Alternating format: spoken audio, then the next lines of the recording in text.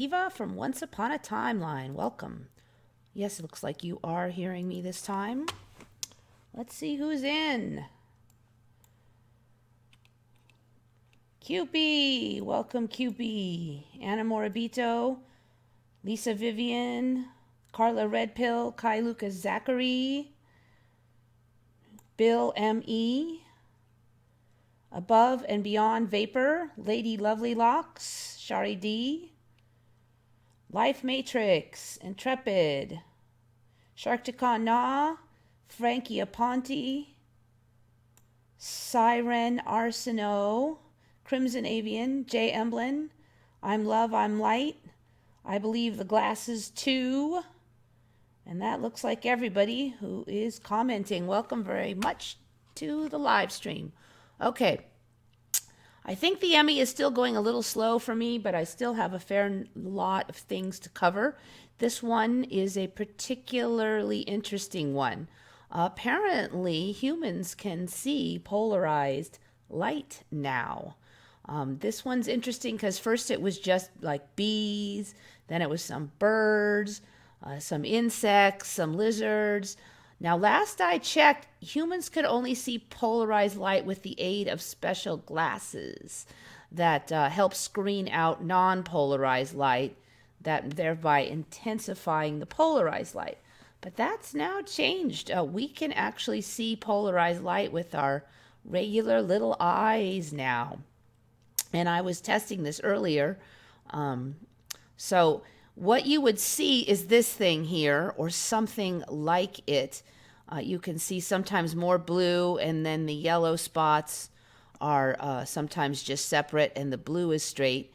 What you do is you put the sun behind you, and you look 90 degrees in the sky away from the sun, and this yellow line will point at the sun every time, and you can move your head like this and you can watch it flip. Now, at first I couldn't see it, and it's pretty small. I suggest that you test it first. Now, supposedly, if you have a laptop like I do, the laptop already has polarized light coming out of it, and you should be able to actually see this Heidinger's brush, or Heidinger's, I'm not sure how you pronounce it. You're supposed to be able to see it like right here in a clear spot, and I actually can see that. And if you tip your head a little, you could see it kind of shift like that. It's not as bright as this. I would say it's about 30% that brightness, but this exact color for me, I'm looking at it right now. I mostly just see the yellow. The blue for me is a little more of a dark blue. It's not this. This is actually what I used to call sky blue, but the sky is not that color anymore. And the color I am seeing, the Heidinger's, is more like the current sky color of blue. Kind of more like a royal blue a little bit. Now, I can see this in the sky, but it took me a little bit, and it's small. But supposedly you can see it against the blue sky easily, or, well, fairly easily, maybe with a little practice. All right, so fainter bluish or purplish areas may be visible between the yellow brushes. Heidinger's brush may also be seen looking at a white area on many LCD flat panel computer screens due to the polarization effect of display, in which case it is often diagonal. Actually, that's a good question. Is it diagonal? I see it running like this and like this for the yellow. I'm not sure what that all means. All right. Anyways, all right. There's a huge old big explanation here. Now, what's changed for me here is that it used to be just you needed the special glasses. And I'll show you that a lot of places have not quite gotten the update that we can see it now with our little naked eyes. And another little kind of a thing that just showed up is this. I just saw this. I think it was just posted very recently. legendary Viking sunstone navigation solved. Now, I've been hearing about this sunstone for the last 6 or 7 years. Supposedly, the Vikings had this special kind of calcite stone that they used to determine direction on a cloudy day. Now, suddenly, they're saying it has to do with this Heidinger's, what do you call that thing again? Heidinger's brush. And they're saying that this kind of stone basically, I don't really get it exactly, to be honest, but they're saying that it'll let you see Heidinger's brush in it. The investigator stated if you look through the crystal in its depolarizing position and then pull it away suddenly from your line of sight, you can catch a glimpse of a faint elongated yellowish pattern known as Heidinger's brush. The key here is that the ends of that yellow shape point directly towards the sun. Now, I tested this out not with the sunstone, but just during the bright day today, and the edges of the yellow did point towards the sun, so that was legit. Now, best I can tell, they're saying that on a cloudy day, there's not much polarized light, so perhaps it's difficult to see the brush on your own when it's cloudy, at least for now. I think that this phenomenon is growing, and so we should keep an eye on it. The Heidinger's brush phenomena amounts to a greatly scaled-down version of the specialized ability of many insects, cephalopods, amphibians, and other animals to see polarization patterns in the sky or water. That's how those animals navigate. So apparently we can too, or at least partially. I think we're really going to find that this is going to increase. Okay, so one of these crystals was found recently. Now, interestingly here, they mentioned this. Magnetic compasses had been common in Europe for some 300 years by then, and this was 1592, so that's not what I remember from magnetic compasses going back that far. But, again, we see so much tech earlier in time now. So they're saying, why didn't they just use the magnetic compasses then? Why did you need this sunstone dealy-bopper? So they're saying that some of these giant cannons would perturb magnetic compasses. So we have verified that even only one of the cannons excavated from the ship is able to perturb a magnetic compass orientation by 90 degrees. I just don't remember. If you are far, you just kind of bop to the other end of the ship away from the cannon. I don't see that a compass is going to flip 90 degrees. I'm very suspicious about that, at least not in the old days. I mean, nobody says, you have to get really far from your car for your compass to work. I don't know. That's just really weird. All right, here's another interesting statement. To further sway skeptics, the pair is eager to test their new prototype called the Viking Sunstone Compass. In the lab, they say it works even after the stars come out. Next step is to test it at sea. I don't get how you see polarized light after the stars come out. Doesn't that mean the sun already set? So we can see polarized light, even maybe I guess we have to use the sunstone, but I guess there's polarized light at night. I'm not an expert on that one, but that's the first time hearing of that. Anyways, just weird. Did you hear about the worms that got to wake up 41,000 years old? They came alive from the frozen. No, I have not heard about that, Carolyn Thranen, but I'm not really shocked because in recent years we've heard about frogs and other lizards coming back to life after thousands of years, which in retrospect is very Emmy-ish. I thought that was ridiculous when I first heard of them, so.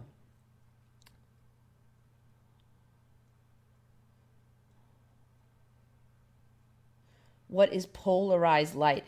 So I'm going to probably just look this up so it's easier to explain, but polarized light. But basically, they're saying that the magnetic field kind of causes all the light to vibrate in the same direction. Light waves in which the vibrations occur in a single plane. So light is like a waveform. So they're basically saying that all the waveforms line up. And it's according to, I guess, magnetic, the magnetics around the Earth cause the light to kind of line up in a certain pattern. And because the magnetics around the Earth, there's North and South Pole. So by looking at the polarized light, you can then just see which way is north and south.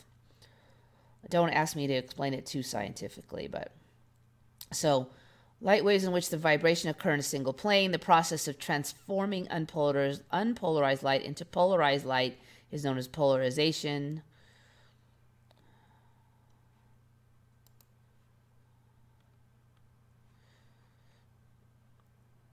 Okay, so anyways, I think you get the general drift of it.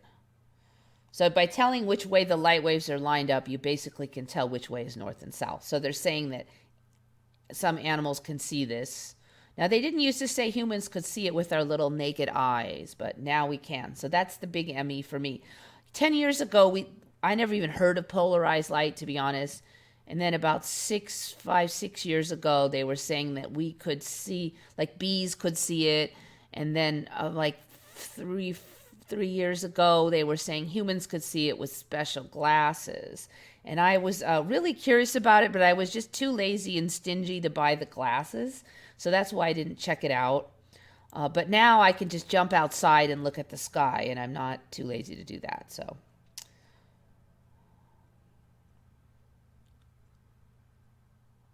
that makes sense for birds, not humans.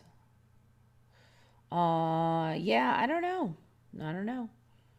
I mean, who knows what we're going to be able to do, so.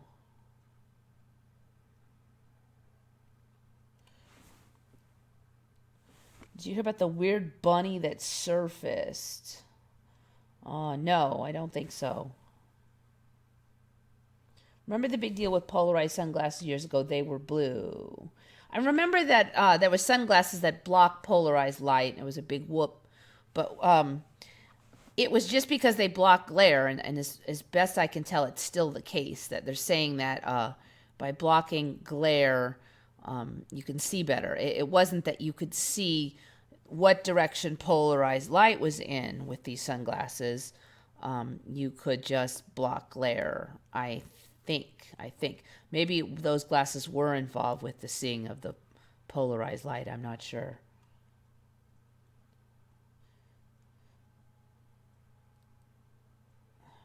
Mandela Effect has changed all wind patterns. Wind now blows up to 30 miles per hour, stronger at treetop level, even in farm field.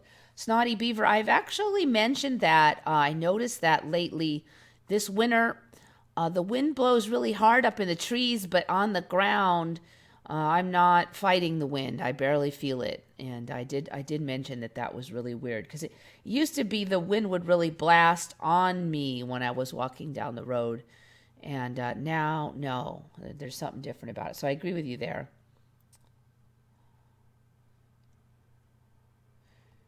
Is the woolly bear caterpillar? Is that one that freezes and refrosts? Woolly bear. That one showed up a few years ago.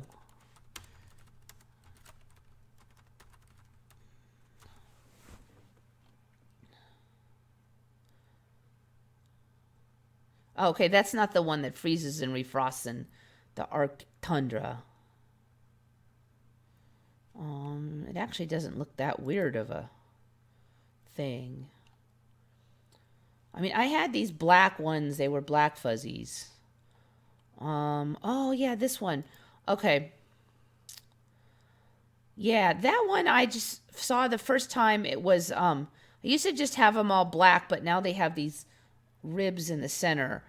I saw that one about a year ago. I was a little suspicious about those.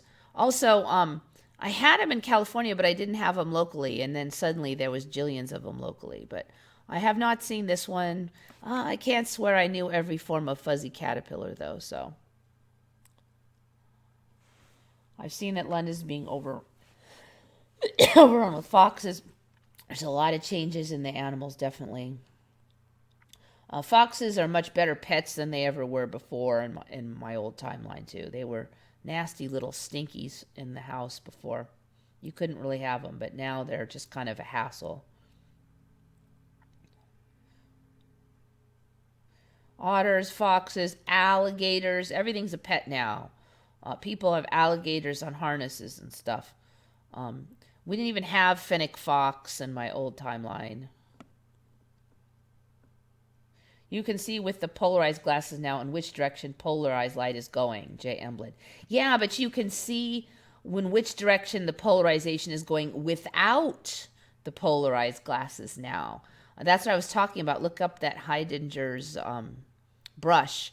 You can just look at the sky now and see it with your own little eyes.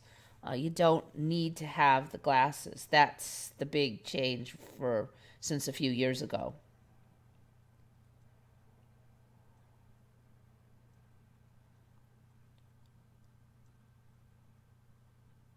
Okay, so anyways, no more woolly bears. Viking sunstone. Okay, this is the thumbnail. Now, technically, you wouldn't call this an ME because it is new for this timeline also, but I find it highly suspicious. You have heard probably of insects being trapped in amber. Well, now we have an insect trapped in opal. And opal is a regular stone. And I find it interesting because they found this one, and it just happens to be a precious opal with all the rainbow colors, which is weird because almost all opal actually does not have the rainbow colors. Most opal is just a plain color or black colored. And as a rock hound, I know this. Most people probably think of opal as this rainbowy stuff, but most of the opal doesn't have that. So the chances of them finding one of these first insects ever found in opal just happens to be a precious opal with the rainbow is extremely unlikely.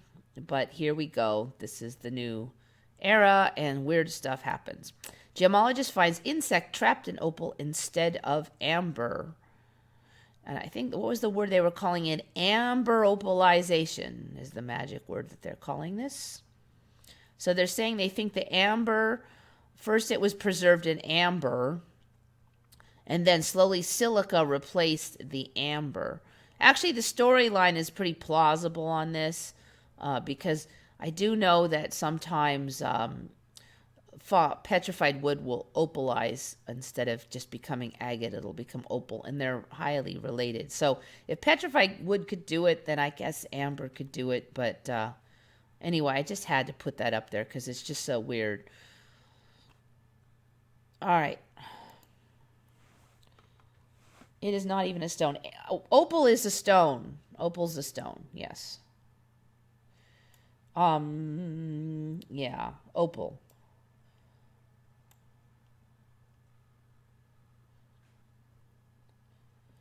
Salvador Dali had a pet anteater. Yeah, yeah. See, the wild animals are not so wild here, a lot of them.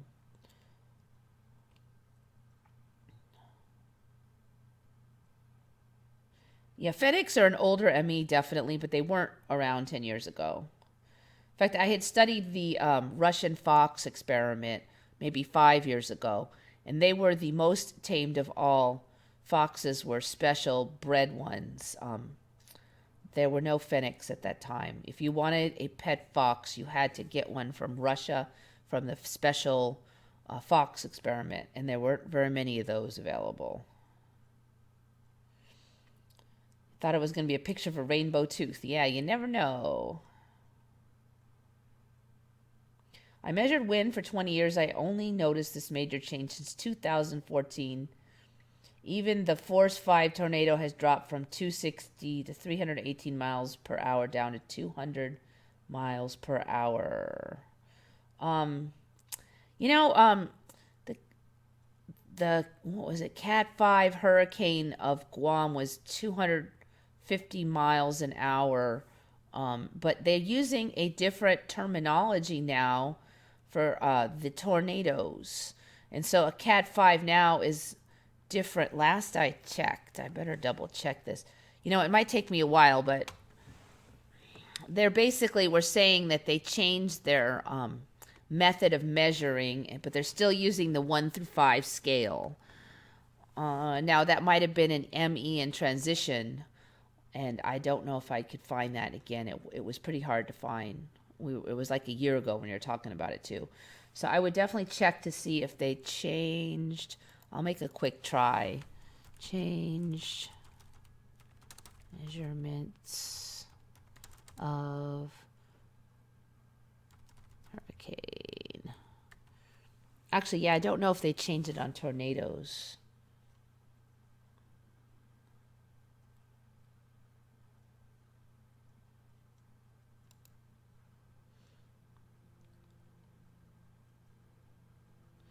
Yeah, here, NOAA announces modification to hurricane scale. I swear hurricane had an AINE for me in the past. The minor modification of Saffir-Wimpfen hurricane wind scale threshold goes into 2012. All right, this is not the one I'm thinking of. It wasn't that minor a change.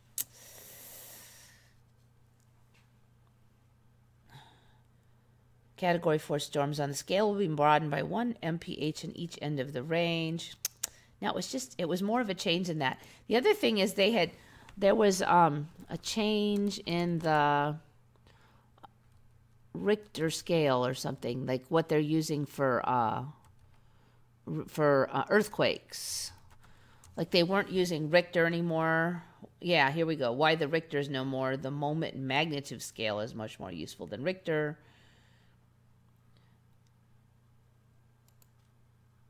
No, you know what? This is an article. Let's see.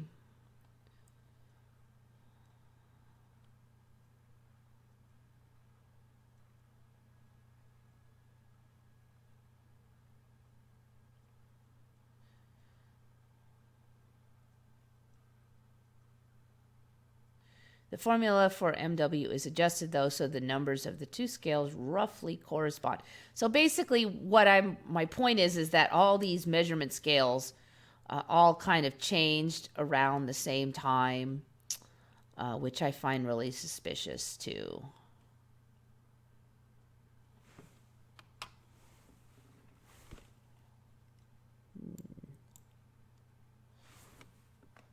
Oop, suddenly there they are. Okay. Now, sometimes it looks like nobody commented, and then all of a sudden there'll be like 50 comments all at once. Yes, they changed the scale. They've always got some reason for it. They were saying for the hurricanes it was some kind of measurement irregularity. For Richter, they're saying it was not very efficient for measuring small and large ones. But they never had a problem saying it was 7.5 on the Richter before. I don't know. Anyway, it's just weird.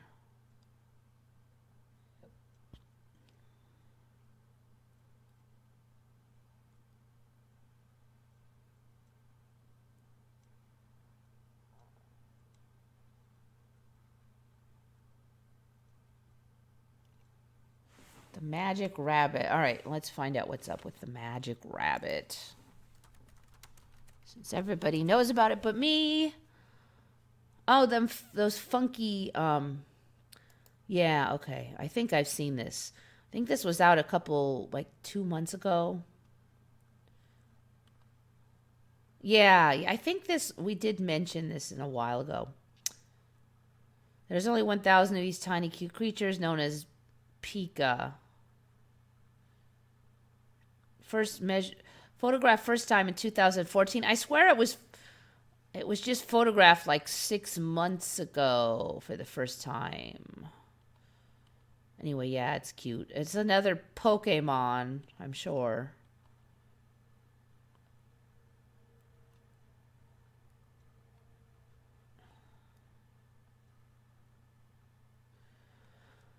All right. Yeah, they're already talking about them being pets. That probably will be any moment now at this rate. Okay. Here's a flip-flop for me. Okay, so I saw this. Niagara Falls is flowing normally despite freezing temperatures. So what happened is about a year ago, like last winter, they were saying that Niagara Falls froze solid. And I thought that was the weirdest thing ever because where does all that water go in the back? And they were saying, well, the water doesn't flow that fast in winter. and it just kind of backs up a little bit, and eventually it'll back up so much that it'll push through and unfreeze, and the river will be, the ice will be pushed through. But for a few days, like 3 days, Niagara could freeze solid when it was really cold. And I thought that was really weird because it wasn't in my old timeline. And I actually looked into it quite a bit last year, and all the articles said that they froze solid. So I saw a little blurb on Niagara freezing again today, and I thought, well, I'm going to research that a bit and put it up on the live stream. Well, now it can't freeze solid again. So this is a flip-flop. My old timeline, it couldn't, and then last year it could. Now it won't again.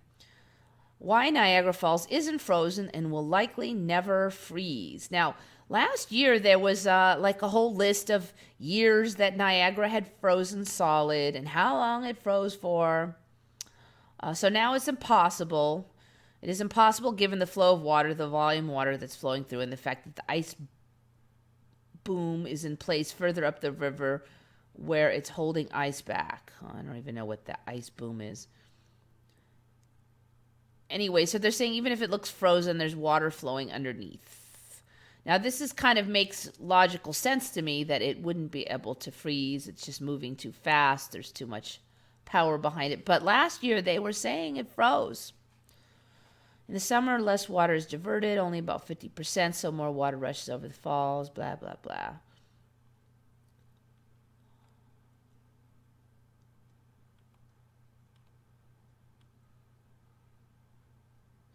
The water is just flowing far too fast. There's a treaty that says you can't divert too much water. So what they're saying now is like the sides of it will freeze. Or it might look kind of frozen, but water will always flow underneath. Sometimes people see less water coming over the falls, so people believe perhaps there isn't as much water, but it's just that it's hidden under the ice. Foot says when ice builds up, it camouflages the water passing underneath. So now, it never was frozen solid. Now, I'm absolutely positive they were using the word solid last year. So, big flip-flop for me. Tanker and Mad Max 2 has changed. I don't know that one that well. Let me just take a quick peek at that, though.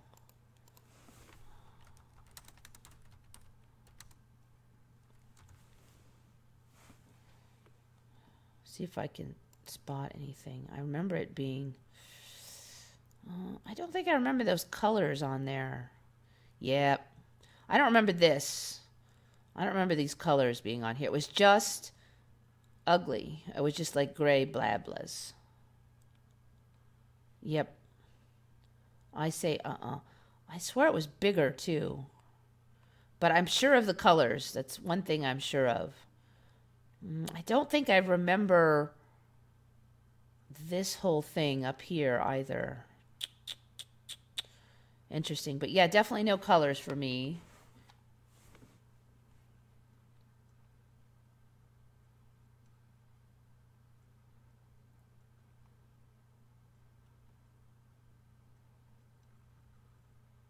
Oh yeah, horizontal stripes. Yeah.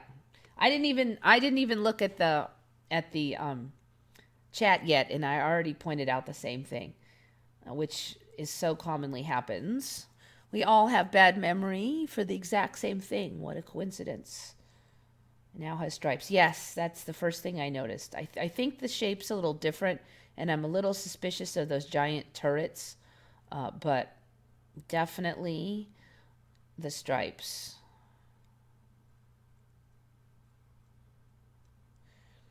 I have just looked at Wiki, and opal dries up if not kept moist. I have shifted recently, but it wasn't considered a stone as such. More gelatinous. Okay. Yeah, they will say that opal can dry up and crack, but I have an opal that I've had since I was a kid, and I did not do anything special to it, and it's fine. Now, they were saying that after about 60 years, most opals will crack.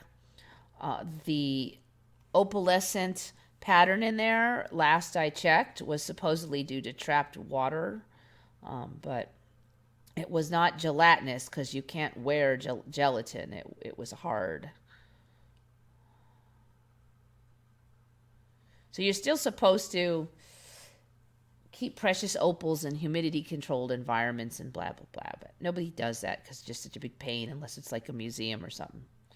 But yeah, opals, they do sometimes just suddenly crack on you.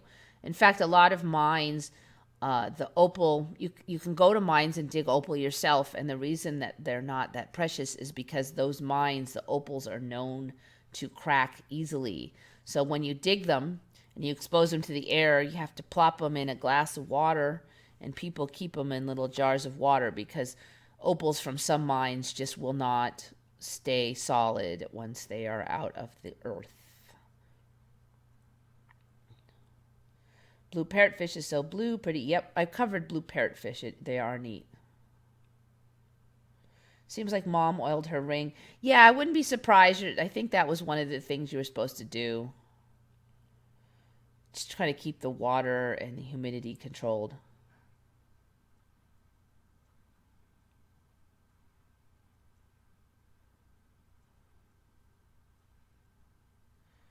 Will you do Grand Central Terminal?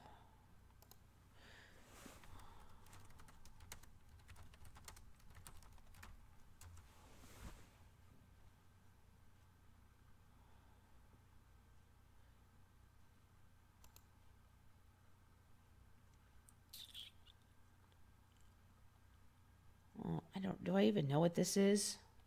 I don't think I ever knew what Grand Central Terminal is. You're going to have to give me more hints. More hints on what I'm supposed to be looking at here. World famous landmark in Midtown in Manhattan is not simply a transportation hub. I don't know a thing about Grand Central Terminal, so I can't really comment on that. You're going to have to give me a hint. I mean, I don't think I've ever seen this before with this green ceiling here. It doesn't look familiar, but beats me. I don't know.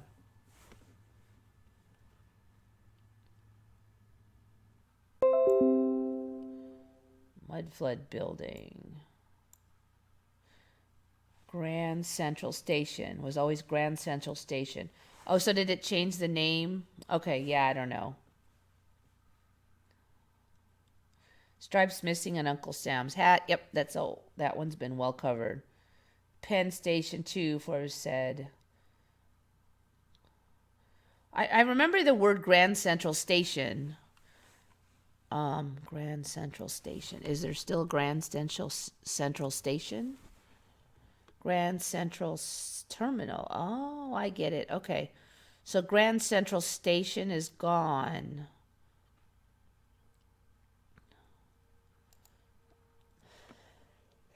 Grand Central Station may refer to Grand Central Terminal, a major station in New York City, commonly called Grand Central Station. I don't think we're talking about the one that was from 1900 to 1910.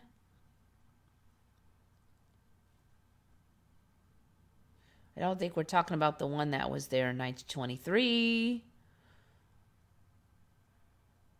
Grand Central Station, Chicago, former train station. Okay, it was only of theirs till 1969, so no, I don't think I'm thinking about something that was gone before I was born. Interesting. Okay. Okay, yeah, that may well be an ME for me. I do remember there being a Grand Central Station, but like I said, I'm not enough of an expert on New York.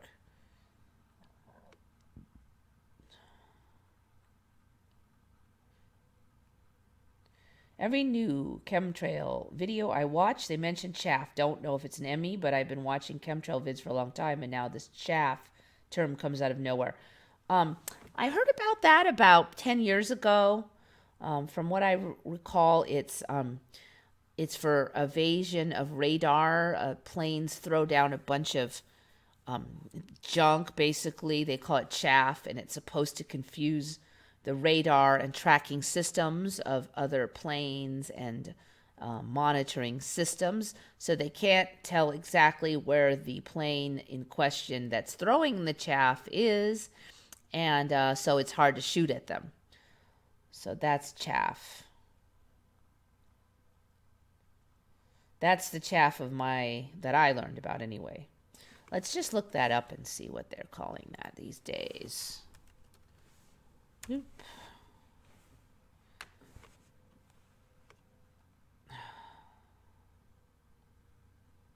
Chaff is a countermeasure. Originally called window by the British. Blah, blah, blah. A radar countermeasure in which aircraft or other targets spread a cloud of small, thin pieces of aluminum, metallized glass fiber, or plastic. Or blah. Okay, yeah, so that's the stuff I know of. Okay, there's also the old school term, the wheat from the chaff, which is like the husks or unwanted parts of the grain. So you want to get the good part of the wheat away from the crap part of the wheat. And that's the other definition of chaff.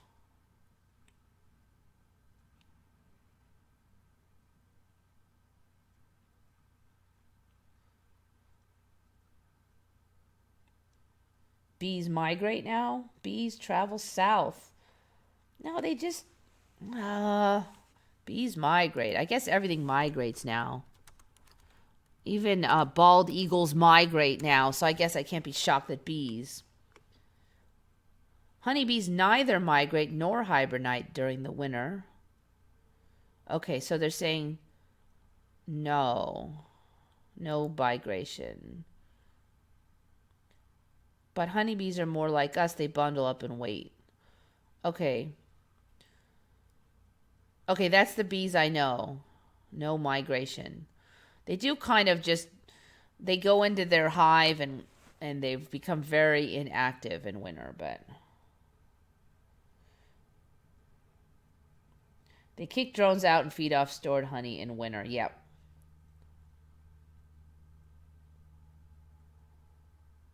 In Sailor Moon, they called Mandela Effect Operation Replay the Rewriting of History.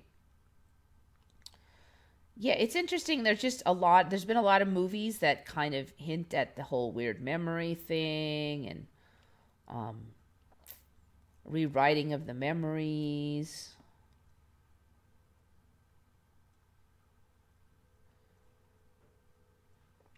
Red Hot Chili Peppers song Under the Bridge now says the city I live in, the city of Angel. Yeah, it definitely was Angels for me. I saw that Emmy on some other channel, I think, already. There's an article on Reddit about an experiment in Texas at their Hadron Collider. Give me a little more info on that. I don't think that's enough info. Texas Hadron Collider.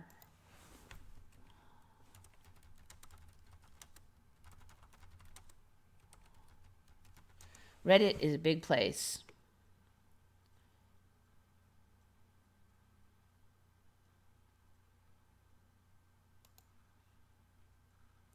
Oh, see, that's a 2007 today, I learned so. How Texas lost the world's supermassive abandoned super collider in Texas.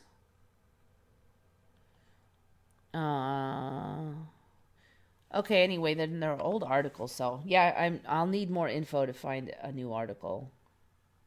Whatever happened to African killer bees? They were the big scary thing. Susan Gunther Photography. I can tell you on that one. They bred with the native bees. The native bees are now Africanized, but just a tiny bit. And basically, they got way less aggressive once they interbred.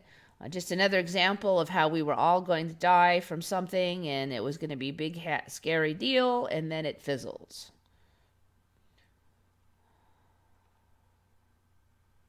There used to be only one Hadron Collider in my reality. Yeah, there were other colliders, but only one large Hadron Collider. I'm not yet seeing them call anything else Hadron except for that one, so. Now, I didn't have a gajillion colliders in my old timeline, though. I'll tell you that. All these new colliders are new for me.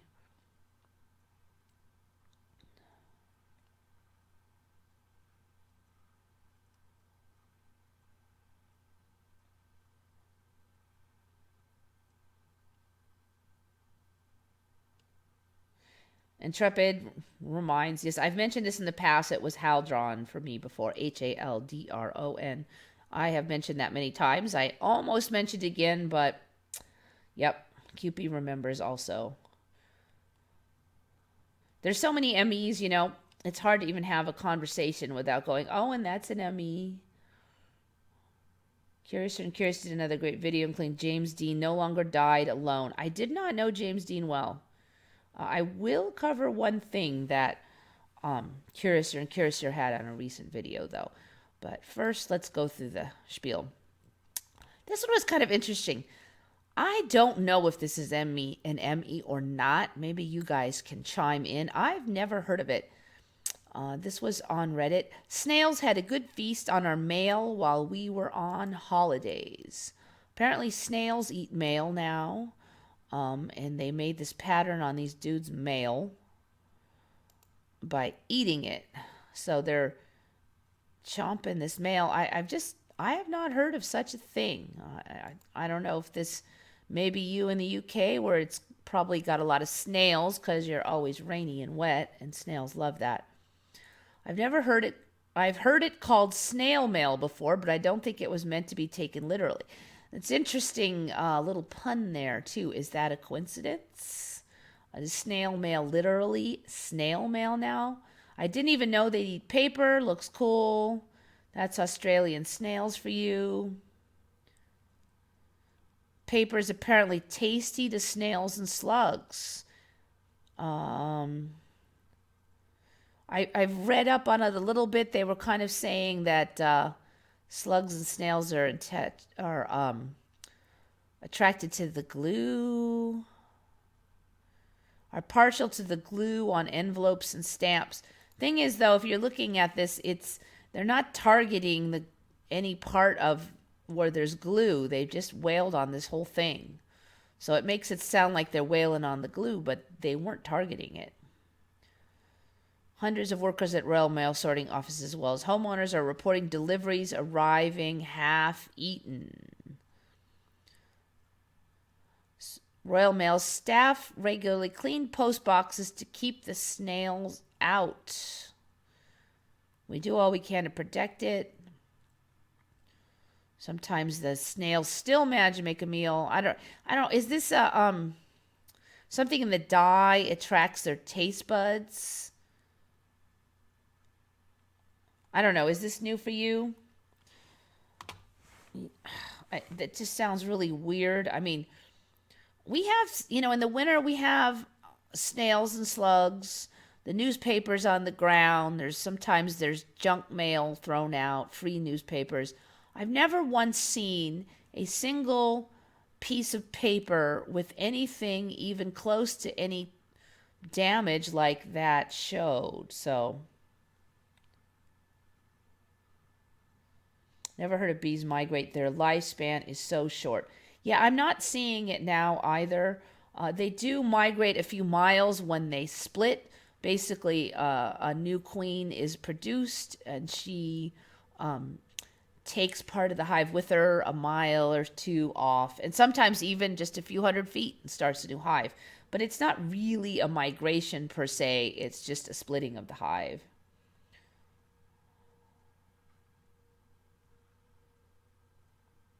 Did you see the Tesla device in Texas? So anyway, let me know what you think about this eating of the mail. Has any of you ever heard of that? Mysterious Tesla tower erected in Texas, November.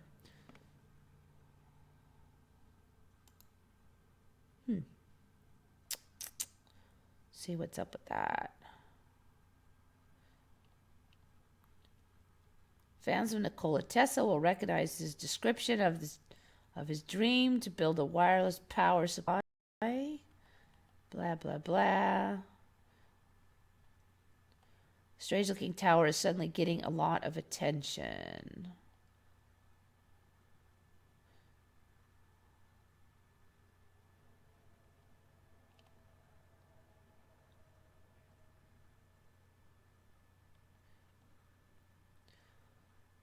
Zenic, let's see. It's just like a good old TV or cell phone tower, perfectly harmless. A Zenic surface wave is an electromagnetic wave that uses the surface of the Earth as the wave guide, enable it to carry communication signals or electrical power efficiently.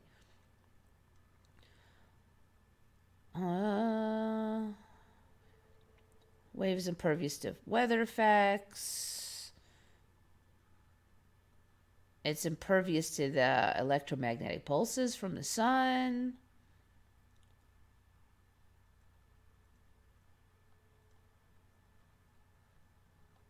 Huh.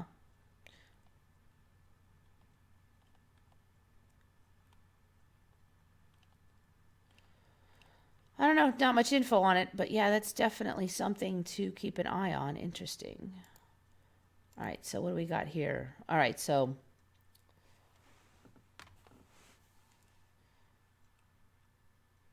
the beehives are not enclosed like they used to be. Yeah, yeah. I do remember way back they were like little footballs or little like basketballs. It's been quite a while that they've been changing though. For the last 10 years ago or so, at least they've had those other shapes.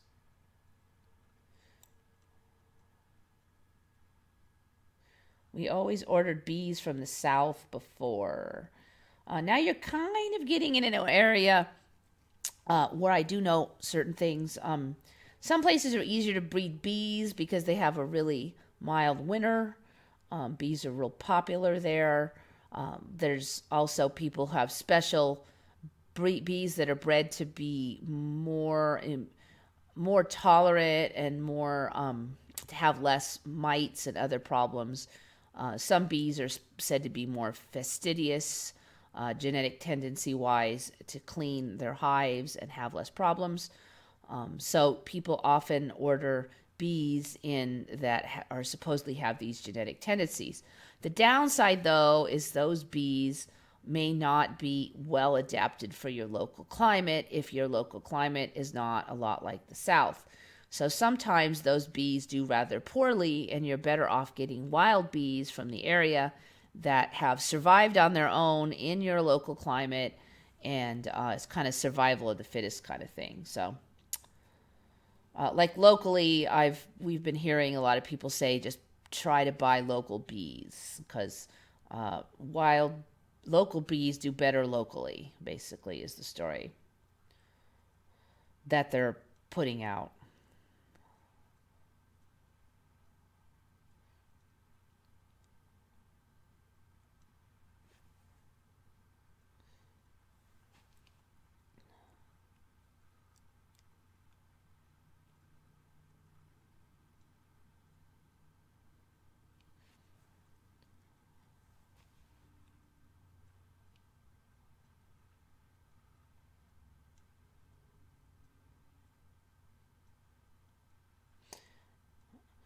Do I think the Canadian border by the Great Lakes has changed? I've covered that before, but I'm going to bop over it in a second. I have a map up already.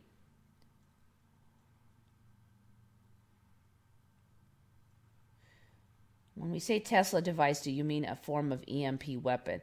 I don't know. They're saying it's some kind of a uses the Earth as a carrier, blah, blah, blah. I don't know. Who knows? That story is vague and it could change easily. Basically, it looks like there's a tower and there's not a lot of explanation for what it is for, but people are saying it looks like a Tesla tower. That's the best I could tell from very brief reading.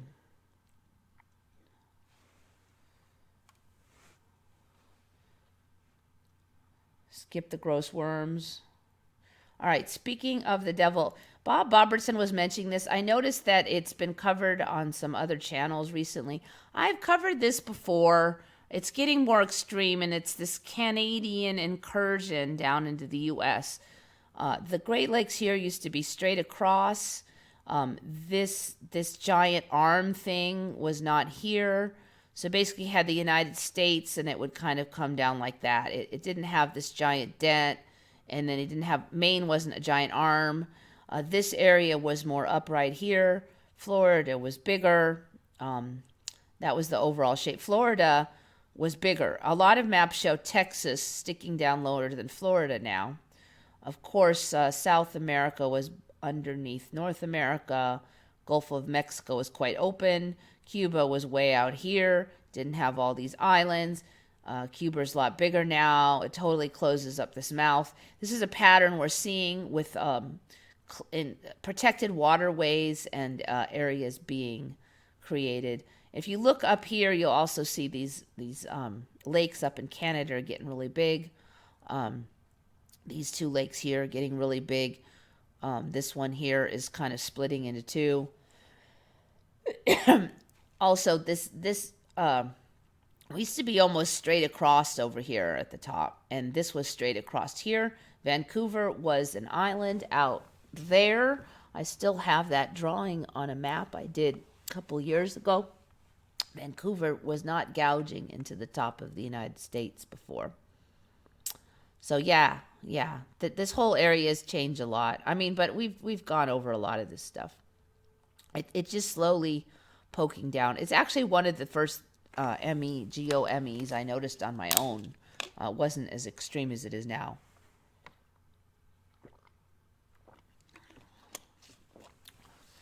So I feel like I'm just kind of going over it, but tiny Texas, yeah, I don't know. I think California's shrunk massively, so. The California arm stretches halfway across Mexico. Yeah, this thing was just a little nub here, and then Florida was way longer. Now this is getting longer and longer and longer. And like when I was first looking at it, it didn't have this hook here. It's like it's growing another hook. I keep wondering if this is going to split. It just seems like the lakes in here are getting bigger. You know, they used to predict that California was going to break off and fall into the ocean. Well, maybe that's just going to be happening in a very mild way over time.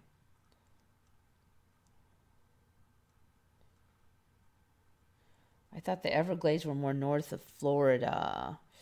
Oh, I can't swear on that one. Millions of lakes are appearing all over Canada. Yep. UK is the same length as France or Spain. Yeah, either the UK is way bigger compared to Europe, but Europe is tiny compared to a lot of stuff now. Europe used to be really big, and it's just like a postage stamp now.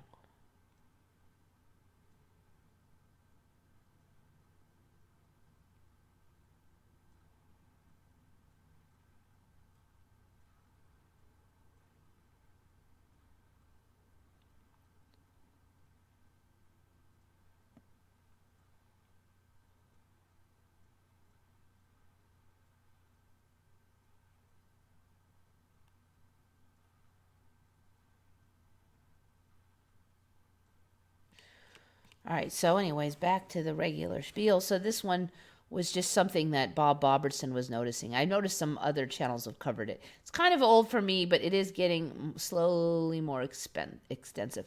Now, this is one that channel Curiouser and Curiouser recently covered. It was about the birds flying upside down.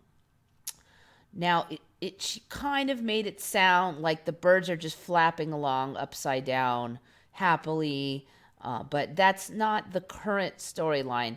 Basically, they're saying that birds will fly upside down briefly in a thing called whiffling, in order to sort of confuse and evade predators. So it's kind of like just flying around really weird, so that maybe fighting, but they would supposedly lose altitude when they're upside down because the wings aren't really designed to hold them up flight-wise. But here's one thing that was really interesting with the whiffling is they're saying that the birds turn their neck 180 degrees. I don't recall the average bird having the ability to totally turn their neck that much, so that they're basically turning their head all the way around to the other side, because their head would be facing immediately backwards. I've done some videos on some weird humans doing that, but this was not something that a bird could do before. So they turn upside down, but they keep their head in the same correct position. Term used in ornithology describe behavior whereby a bird rapidly descends with zigzagging, side-slipping motion. Sometimes to whiffle, bird flies briefly with its body turned upside down, but with its neck and head twisted 180 degrees around in a normal position. The aerodynamics which usually give a bird lift during flight are thereby inverted, and the bird briefly plummets towards the ground before this is quickly reversed and the bird adopts a normal flying orientation. This erratic motion resembles a falling leaf and is used to avoid avian predators, or may be used by geese to avoid a long, slow descent over an area where wild fowling is practiced. The behavior is seen in several species, including lesser yellowlegs, black-tailed godwit, blah, blah, blah, pink-footed goose. Never heard of any of those. But here they have it in geese. So I think it was this guy. Let's see. I think I had it at the right spot where we would see it. Yeah, see this guy up here? Oh, it's this guy. See, he turns upside down. Now, what's weird is he doesn't really plummet, and then he turns right back up. Oh, let me go back a little bit. So there he is. He's going to suddenly turn upside down. Now, they were saying you suddenly plummet, but he didn't really suddenly plummet. He's keeping the same distance between him and these other birds. Then he flips back. Turn off all that yapping. Okay, so that's supposed to be whiffling. I would have thought he would suddenly plummet, but he doesn't. There's this guy again.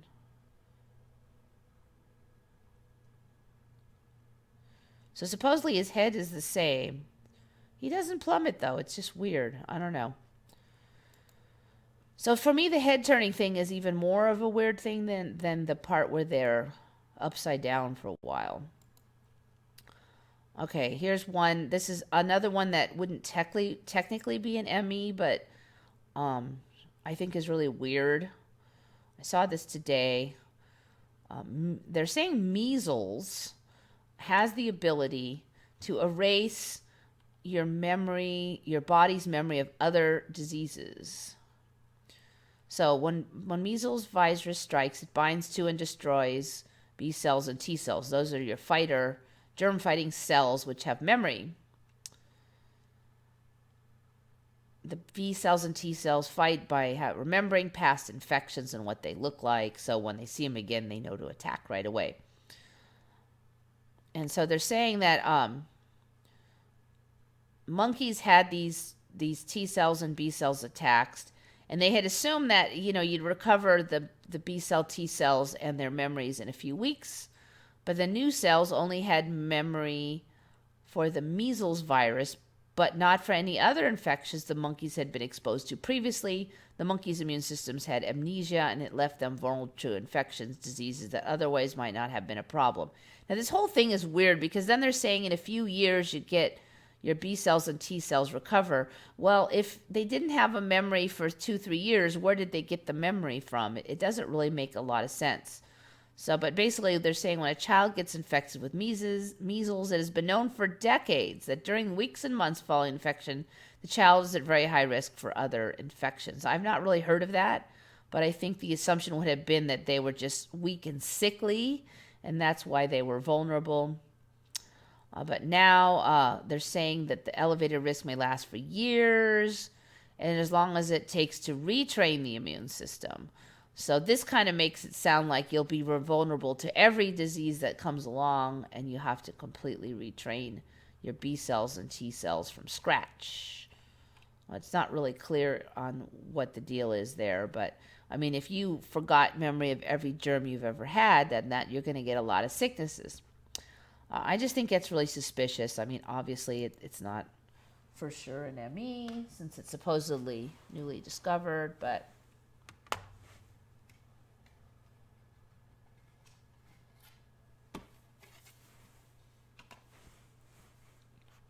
let's see. This one is this one. This one is this one.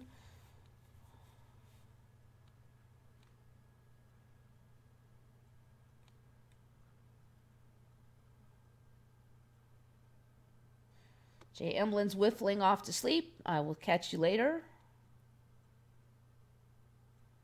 Birds have changed. Yeah, the way the birds fly is different now. They flap less and they kind of shoot along more. They're kind of like little darting motions more. They used to just flap constantly. For me, I've noticed that about a year ago, maybe. 280-degree turn for an owl. Yeah, owls could do it, but that's what made them famous. No other bird could turn their head all the way around. Now, apparently, lots of birds can.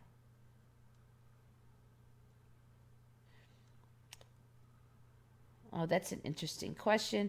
How can they say South America took so long to discover since it's so close to Africa? I bet you there is a high degree of likelihood that that history will change to match.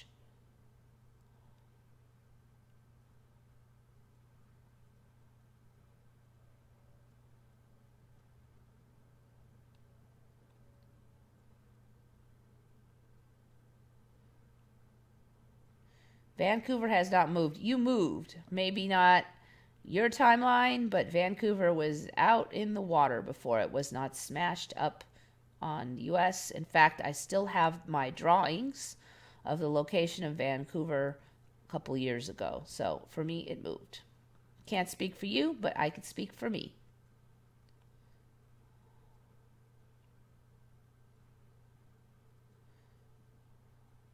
All right, so what do we got? All right, this one, have you ever heard that saying, you've got another thing coming? Maybe your parents used it. If you think I'm going to let you get away with that, you've got another thing coming. Well, what do you think it is? Got another thing coming. That's how I remember it. T-H-I-N-G. You've got another thing coming. And there's a song named after it. You've Got Another Thing Coming by Judas Priest. However, the real way to say it nowadays, supposedly, is you have another think coming. Another think coming, scrutinizing an oft misused phrase.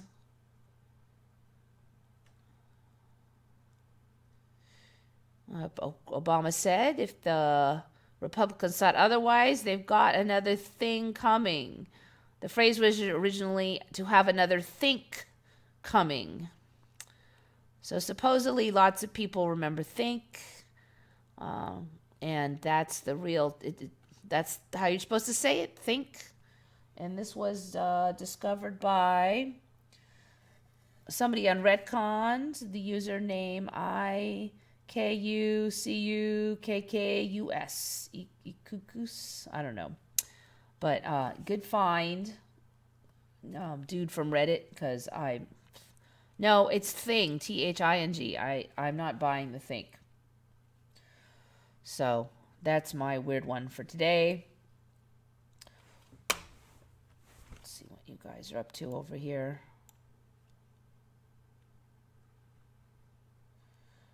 Another think.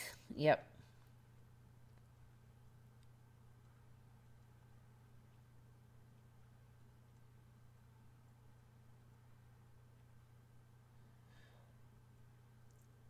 Did anyone else watch the lunar eclipse? Aha. Yes, that's next on my list.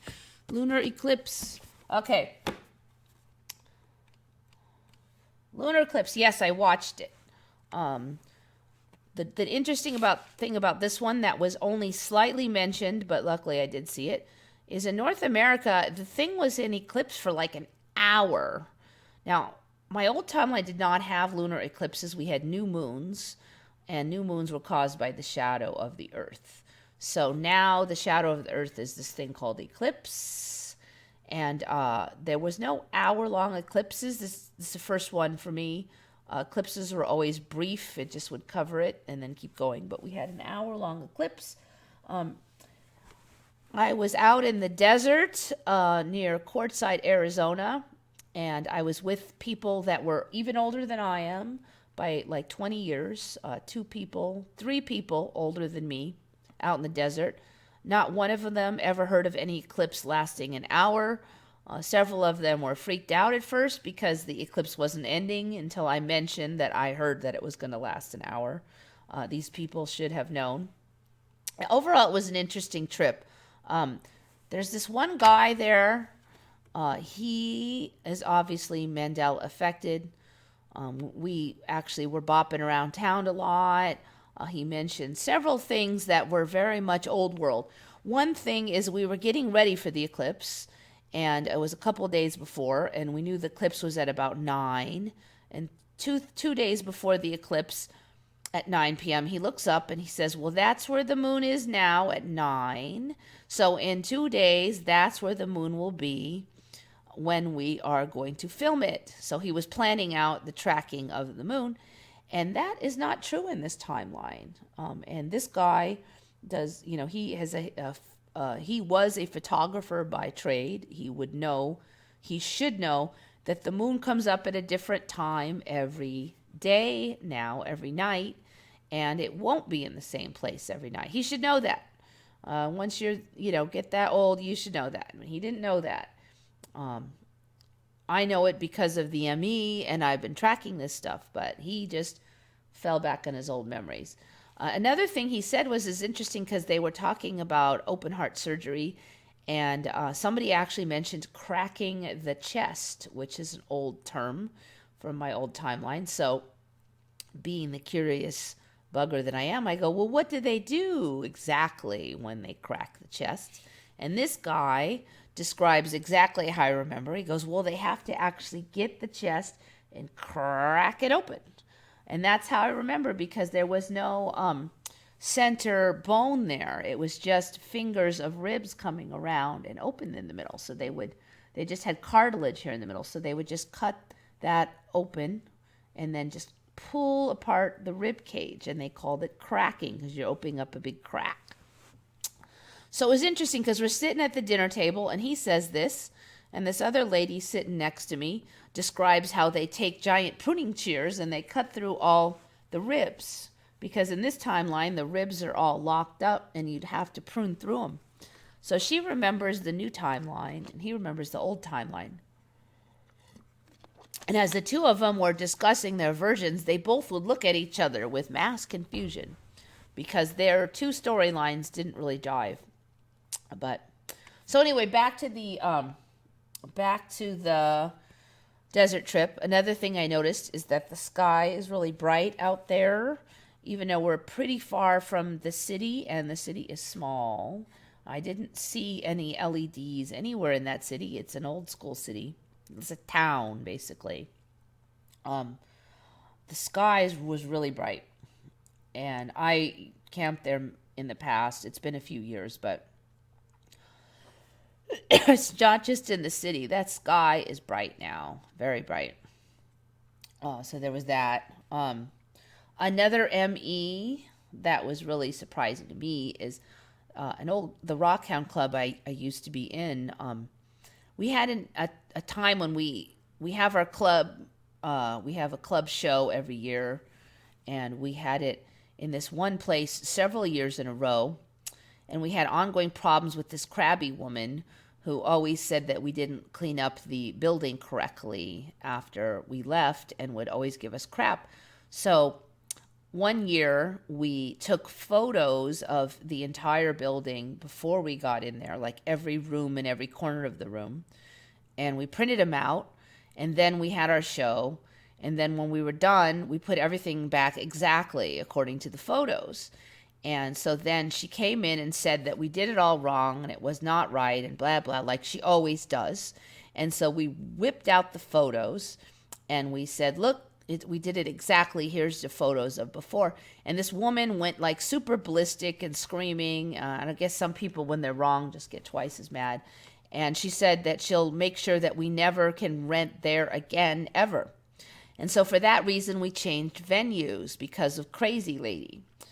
And that was always the story, often repeated. We many times discussed it. Well, suddenly now we're out there, and that never happened. Nobody knows what I'm talking about. And we actually were only in that one venue for 1 year now. We were there at least 3 years before. Nobody knows what I'm talking about. Nobody remembers the story of the crazy lady. So I don't even know how I would check that. I'm not sure how I would find out where our venues were in the past. But it's weird.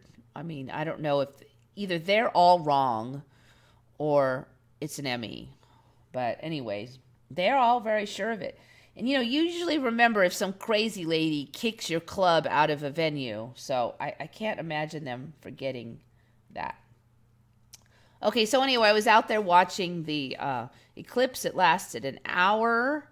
We had some really good binoculars that made the moon look really big and very clear. And I could tell you that it didn't hardly get red for just a second or a few minutes. Most of the time it was not red. The whole thing was really quite boring. I don't know, because last time there was one of these eclipses with the blood red moon, it was very red, and they were saying it was going to be red. Did anybody see any red? Because you would think that they would know if it wasn't going to be, but it was just weird. I don't know. The whole thing was weird. Also, the moon to me looked really puny. It's supposed to be a super moon. I swear the moon's getting smaller, and it's brighter, but it's getting smaller to me. It was a puny looking moon. I even asked everybody else, and they all agreed it didn't look like a super moon. One of them said something weird. I'm like, well, maybe it was a super moon earlier in the night, but by the end of the eclipse, it was no longer super. Well, it's not supposed to work like that according to current storyline. So I don't know what's up with that. All right, let's see. There are no new moon now. It's only crescents. Yep, I've covered that in the past too. I was in Crete this last summer, and there was a blood moon eclipse. I think there's supposed to be 6 eclipses this year. Some lunar and some solar. I almost said stellar. We still have new moon. Not really. You have crescent moon only. It's very tiny crescents. There's no real such thing as new moon anymore. New moon now means a super tiny crescent moon. It doesn't mean no moon. New moons happened every month. Solar eclipses were rare. There were no solar eclipses because new moons were caused by the Earth's shadow for me before. Now, when the Earth's shadow covers the moon, it's called an eclipse. There weren't both.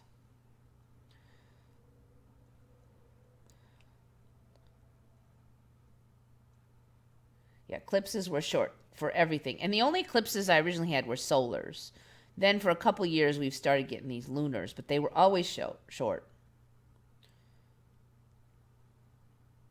There is a bajillion eclipses in this reality. Seems like it. Robbie Wright's on hand. Welcome.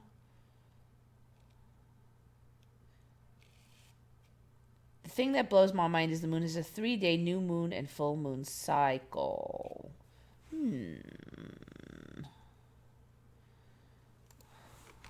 How long is new moon? Well, it's definitely weird stuff going on. Yeah, this is that other thing where the different moon orbits. It takes our moon 29.5 days to complete one cycle of phases. No, it was 28 days before. I've covered that one before, though.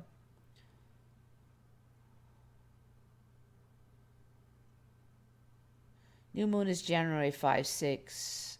I'm not sure where the 3-day new moon is coming from.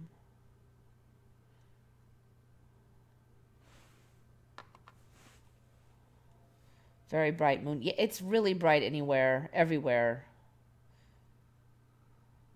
It's absurdly bright, yeah. And there's always those rainbows around it so often now.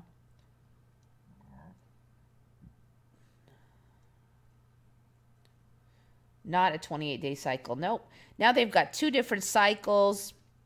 The way the moon orbits is really different now. There's the sidereal month, and then there's the actual amount of time it takes to do the phases. So one's 27 days and something, and then the phases is 29.5 days. There weren't two kinds of phase orbits for me before.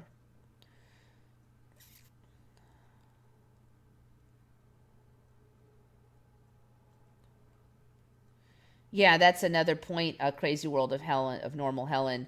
There were no colors of the moon before. It was just white. There was no blood red.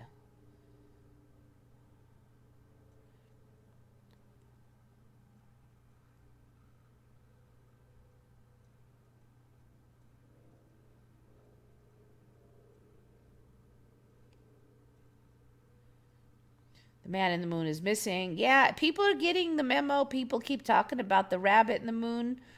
Somebody at the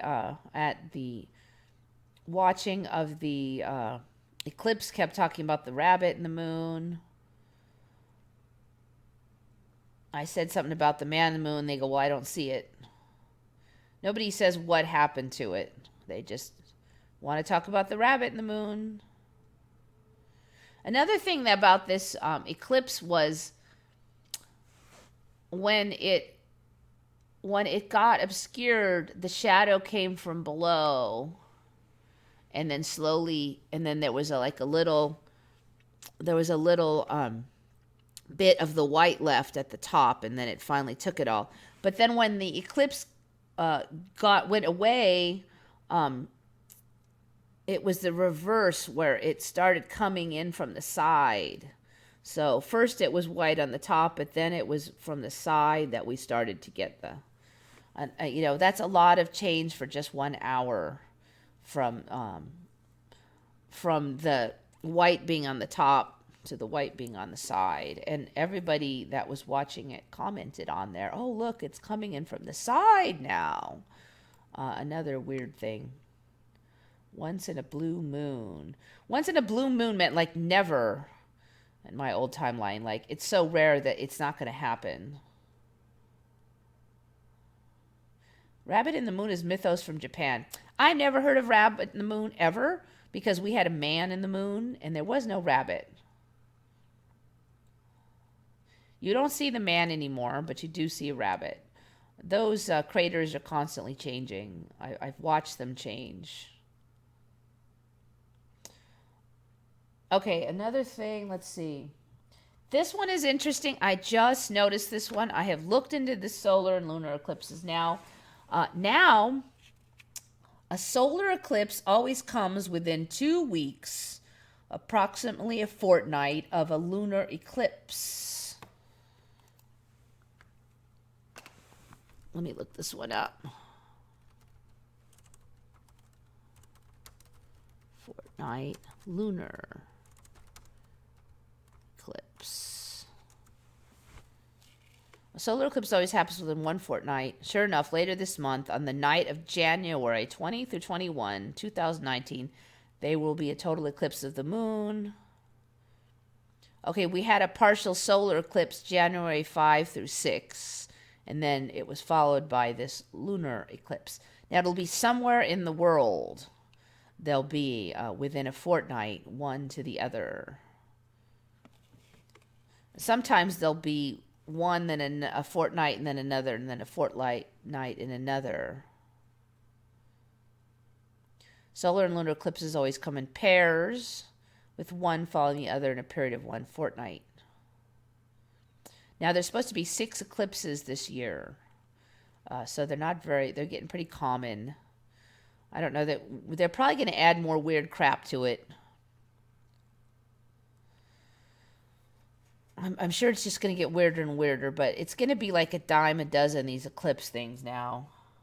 I mean, these are so common now that I can't see the ancients being that freaked out about them, because there would have been enough of them that there would still be people alive that remembered them and having recovered from them, it seems to me. Okay, another just notice it was cold out in Quartzsite, as it usually is. This winter has been pretty cold. One thing I noticed this about a year ago, but I think it's been going on for several years. When's the last time I saw my breath in the air when it was cold? Now, maybe where it's really cold, you guys still get this, but I have not seen this here in a long time. And I used to see it every winter. Oh, it's cold. Look, you can see my breath. You can't see it anymore here. I don't know if it's not cold enough. There's another weird thing that used to happen was when the pavement was warmer than the rain, it would make this fog that was on my hill, and the fog would kind of roll down the hill. It was, I don't know if it was special to my area. It was really creepy, really cool. It happened about 4 or 5 times in the winter. It happened during most rains. When it rained, and I would come home just after dark, and the pavement was still hot, and then it rained on it. I haven't seen that in a couple years. And a couple days ago, I was looking and commenting on that, and I realized my hill that I kind of live on, going up the road, is not much of a hill anymore. It's used to have a lot of slant, and then the fog would roll down, and now it just, by the time we get to my house, there's not any more hill up there like there used to be. So the fog couldn't roll down it very easily because there's no hill there. So basically, I'm saying the angle of my street has changed. I've mentioned stuff like that before, but how do lunar calendars work out now if the moon takes longer? Don't ask me. It's so complicated. It's getting too confusing for me. You see, if you figure it out, explain it to us, okay? I've not seen anyone says they experienced the Emmy in the 90s. It suggests this is a new thing. The past started changing around 2014. Wookie boss. No, I disagree with you completely. The whole term, the Mandela Effect, is about an Emmy in the 90s. Jane Goodall died in the 90s for me, and then she came back to life. I've seen many Emmys in the 90s. Not as many as I've seen now, but yes. And a lot of people do remember Emmys from the 90s, including those two. So I would disagree with you. They did ramp up quite a bit in recent years, but we saw them in the 90s. There was some other weird things I saw too back then, but they're more like personal Emmys. We've discussed this before on Retcon, and lots of people also remember Emmys from back then. There's even some Emmys from way back further than that some of us remember. Yep, seen changes in the 80s. Scott Balow. Yep. 88, noticed change in the constellation. My boyfriend said it was crazy. Yep. Jane Goodall was the chimp lady. Yep. Chimp lady, gorilla lady. A lot of people think that also changed. I can't remember on that one. Blue. All right. So anyway, any of you see your breath anymore? I'm just curious, and that you live in the cold places.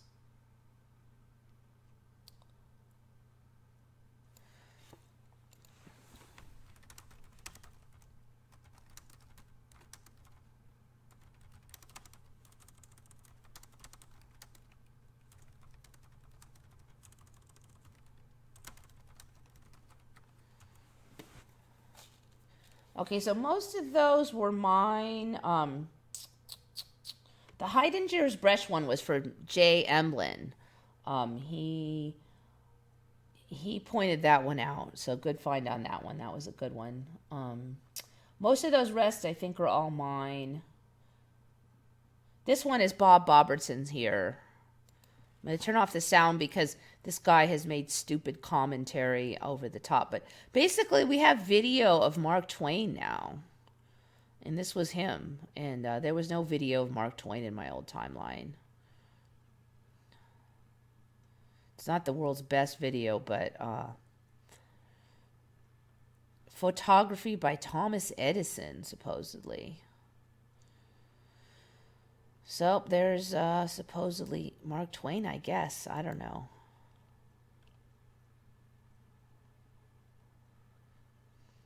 He added some asinine commentary, so that's why I'm not covering it. I guess the film originally was silent. But anyway, what a trip.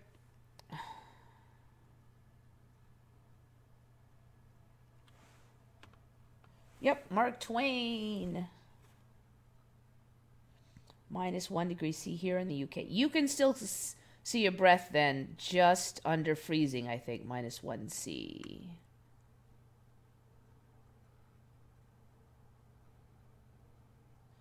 Snowflakes feel like plastic nowadays. I do agree that there's some definitely changes in the water and stuff, but yeah, I'm Southern California, so I have very little experience with snow, so I'm going to have to trust you guys on that one.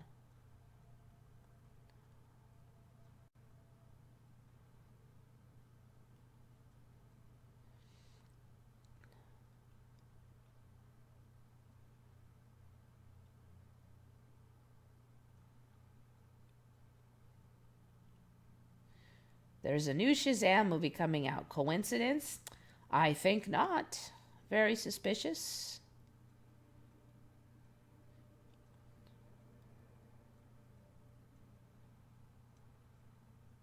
Emmy since young for me. With internet, more people are able to talk more and confirm memories of each other. I don't know, Keo Cook Monty. I think the Emmys are coming a lot faster, though. I really do. I mean, there was a lot of people on the internet 20 years ago. Even before I learned of the Emmy, I was kind of getting where I was really shaking my head on spellings. Quite a number of Emmys I had noticed on my own. I'm like, why are they rebranding everything? Well, it's spelling changes. I noticed changes in the sky. I was starting to take the whole weather modification thing a lot more seriously because I noticed changes in the colors, the way the clouds were, the redness at night instead of blackness. There was a whole bunch of stuff that I really had noticed just like the year before.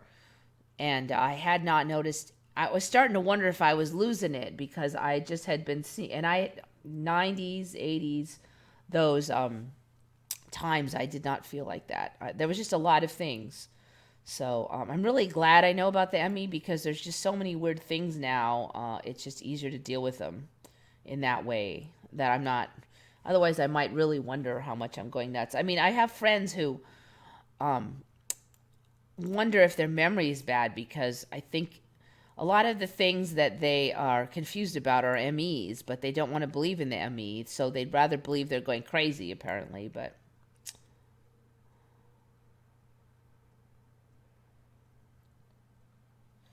Alright, so blah, blah, blah. Got that one. Okay. This is a new ice phenomena.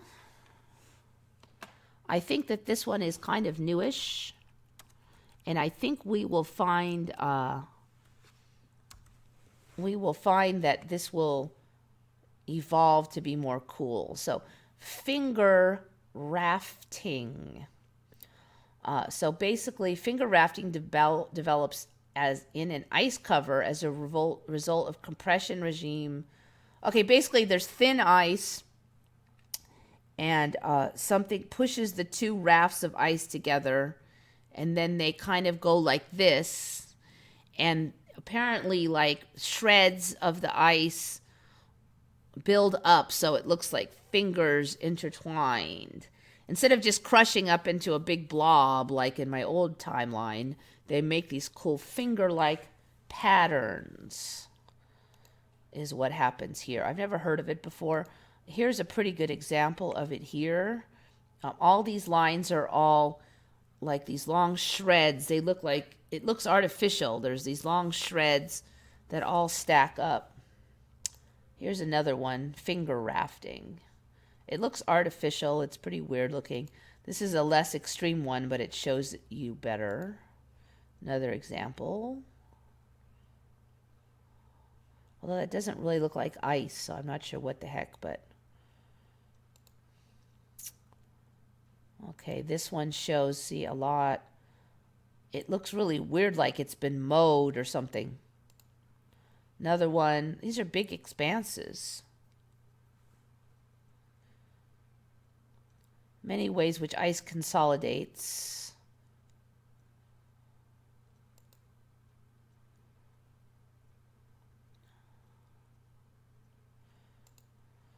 There's another one. Weird. This didn't happen in my old timeline. So, of course, they're tying this all in with global warming, but they're not saying that finger rafting is brand new. Here's kind of an illustration of it. Sea ice deformation. All right, so I'm calling Uncle on that one. No, I don't think that this was in my old timeline. Finger rafting. Got that one.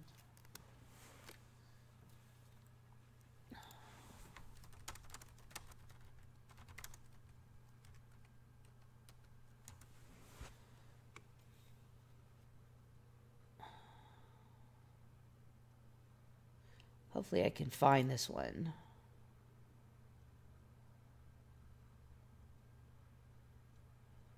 Ah, yes.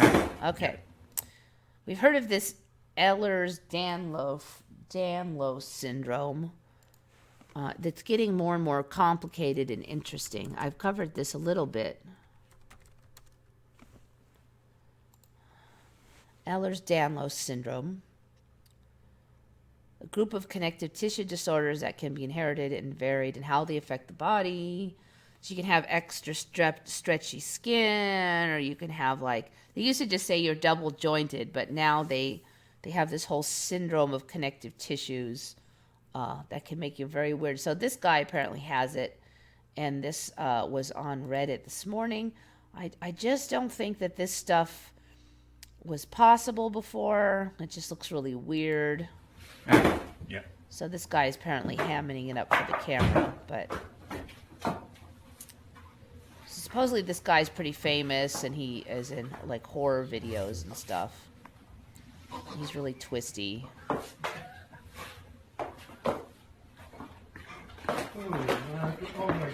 So just I don't have any spiders today, but I have this guy that moves like a spider. Another thing I've been seeing a lot of videos of is people with these super long tongues, like double long tongues, really weird looking tongues. I don't know if that's related to this Ehlers-Danlos thing or what, but okay. And now we've only got, let's see, only got one thing left. This one's from Jay Emblin. I'm going to see what you guys are up to. I see a lot of videos like that now. Seems like it's really common now. What happened to people? Weird DNA.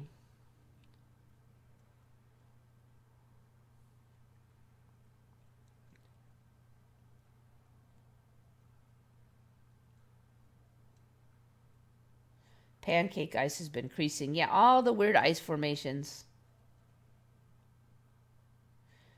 Heard the weird noise when you throw stones at a frozen lake. Yep, I covered that one a couple times. Weirdly, one of my friends totally remembers that being a thing, but no. Pulsing multicolored stars now, all white stars. They've been slowly developing for 10 years, but yeah, it was all white before, and then one had a tiny little bit of color, but you had to look with the binoculars. But yeah, now they look at like Christmas lights now.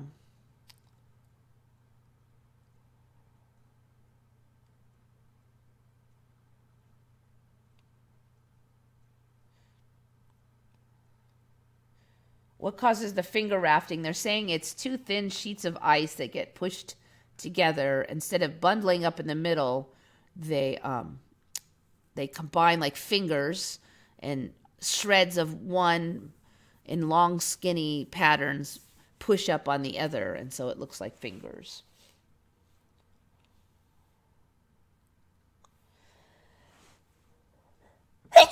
Excuse me.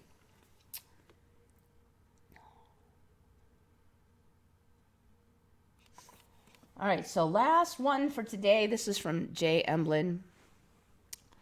It's funny because I always wondered why they called guinea pigs, because they didn't look like pigs.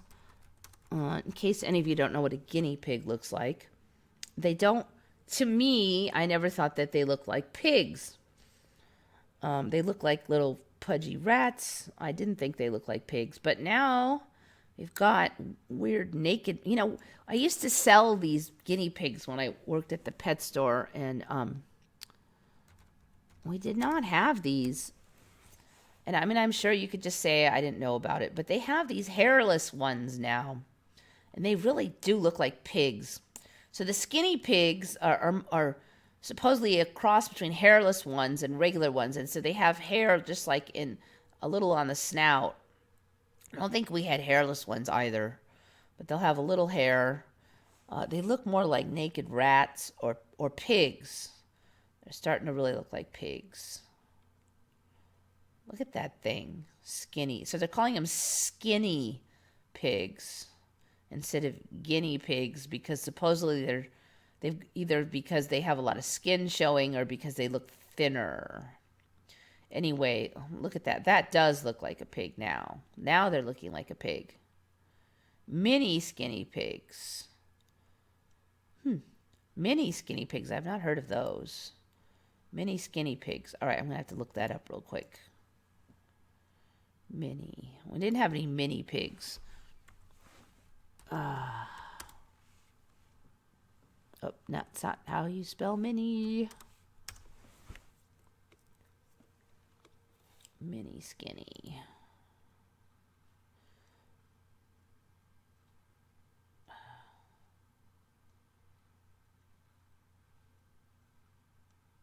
Huh. Is that real?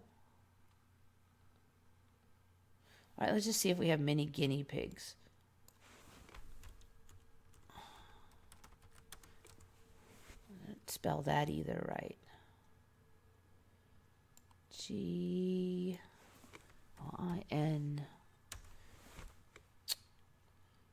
All right.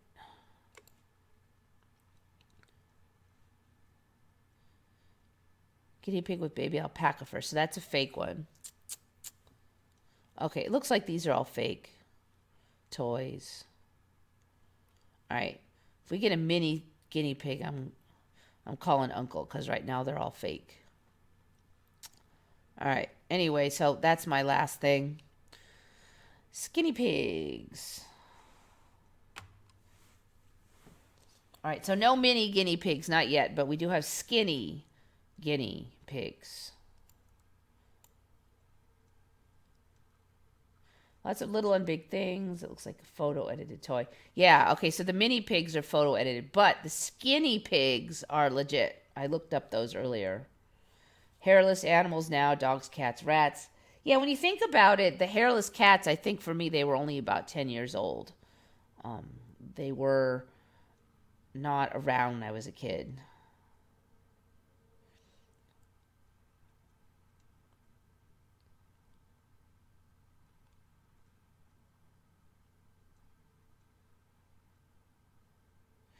Oh, Carla Redpill remembers the crazy star in the east. They said it was Venus for all of 2016. Was super bright and looked like a colored strobe light. Yeah, and it would show up before the sun was really set. And I would come out of work. I remember it being more to the... that's interesting you said east because I remember it being west. And I'd come out of work and for 3 days in a row, I'm like, oh, what's that plane? Just looks like it's hovering out there. But I figured, oh, it's approaching me directly. But it was a huge, bright ball spot of light, and I assumed it was artificial. And then after 3 days, I started to get really wonder about it. And I looked it up, and they said it was Venus. People started talking about it on the Mandela boards and lists and groups. And, of course, the skeptics told us we're all stupid, ignorant fools because Venus does that every year in exactly that same position, and we must be living in a cave. And then the next year, it didn't do it, which was this last year.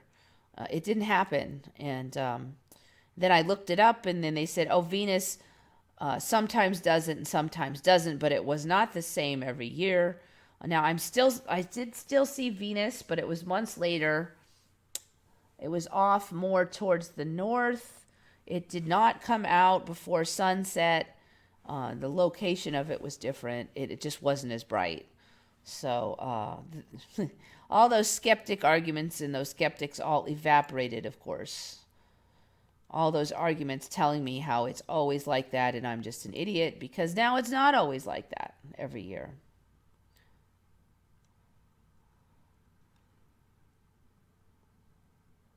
The Damascus goat, Wookie Boss. Yeah, I covered that in a whole separate video, I think. I know I covered Damascus goats, though. So anyway, that Venus thing kind of pisses me off, because now when I see that big fat Venus, I remember all those skeptics saying how stupid I was. And of course, now all that stuff that they said always happens didn't happen. And people wonder why I don't want to hear any confabulation discussion. I've seen too many like this where skeptics say, oh, it's just bad memory and you got confused. And a year later, it changes again. And then where are all those skeptics? They're gone. Their arguments are gone. Everything's gone.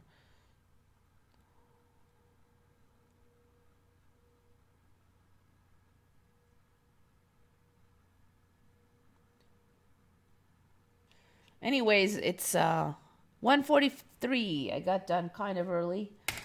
I do think that the Emmy has... This is the slowest I've seen it in the last few years.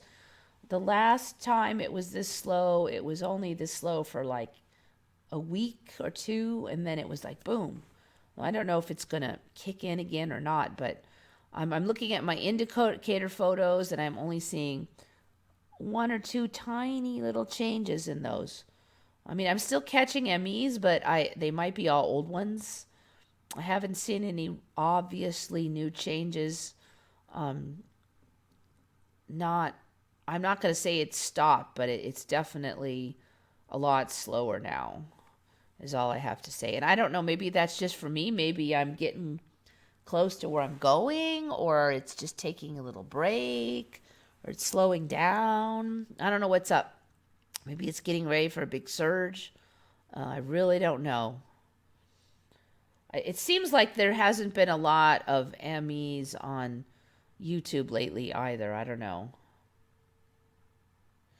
I remember the moon in the daytime as a child, though. Not me. Nope. I remember when I first saw it in the day. It was near sunset. It was like an hour before sunset, and I was freaked out. Somehow I just assumed that I forgot about it.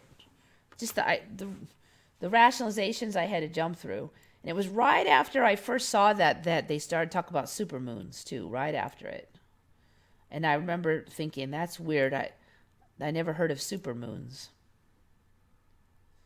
Why does Venus change color then if it's natural? Actually, for me, that the bright star in the west, it was very, very bright, but it wasn't flickering colors. So I don't know, does Venus change color in this timeline or appear to? Other stars do it. Why does Venus appear to change color? Does Venus change color? To me, it's it still looks white to me. Venus does. Other stars don't, but Venus appears red because of a thick layer of atmosphere that filters out the actual shades of color. The planet appears bright white when observed from space because of its cloud cover. I just see it as white, it seems like. It gives it a light yellowish appearance. It looks basically white to me from what I've been seeing. I witnessed one night that Venus was changing colors from yellow to blue. I never knew that light air pollution could change its colors. It'd be an excuse for anything now, couldn't it? Oh, air pollution. Why does Venus flicker? I'm betting they're going to say it was our atmosphere shifting. I've always learned that planets don't flicker to the naked eye, only stars. So I was rather confused. I even checked Stellarium to make sure it was Venus. Personally, I've seen Mars scintillate almost every time I've watched it. So,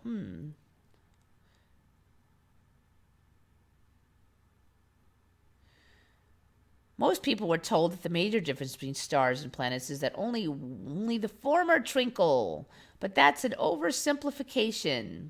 Given the right conditions, planets will twinkle too. It just happens more rarely. Several factors, lots of air turbulence. Yeah, that's another thing with the bad seeing. I think that showed up about 8 months ago, where now if there's a lot of atmospheric turbulence, the moon can appear to flicker. You didn't used to have to deal with that when you look through a telescope, this bad seeing. It'll twinkle if it's close to the horizon. If the planets are high in the sky, the air column is shorter, so there's less chance they will twinkle. Venus twinkling is not unusual. Many stargazers are used to seeing that. Yeah, except for the ones that aren't.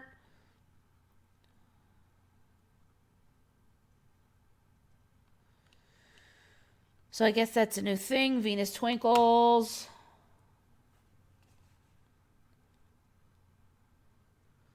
Still weird seeing the moon in the day. Ghosty 333. Yeah, I'll never look at the moon the same. I don't know if what that is. Is it really out there like they say? I don't know. Is the whole thing just a stupid projection? I don't know. I don't think there's any way to really tell. I mean, there's definitely a lot of fishy stuff with NASA. Does that mean we're flat Earth? Does it mean it's all a big projection? Does that mean some things are true, but they lie about other things for whatever reason? I mean, I don't see any way to tell. Can't tell. Garanux look so weird. The Garanux keep changing. The inside the ears have got colors now. Didn't used to have all that black lines in the ears. Garanux. When they first showed up, they've got these beautiful horns now. I don't remember the beautiful horns on the Garanux before. So some of them have it, some of them don't. Where's that image that they always showed when they first showed the Garanux? Now I can't find it. Here, this is the first image that showed. Now look at the ears. They're bigger with the black lines. No, that's not the first image that showed. Look at them. That's new. When they first showed, and the ears weren't quite that big. They're looking more weird every time. In fact, even last week, those ears were not that dark. And now some of them have these horn things, which are really cool looking. I don't remember any of those having those horns before, like a year ago. Those are really cool. The face now, I think, is skinnier. It looks starting to look more like a giraffe. Now, if I recall correctly, about 6 months ago, I noticed that they were saying that Garanux might be a cross between a giraffe and something else. Well, they're looking more like a giraffe now. So that storyline might be developing.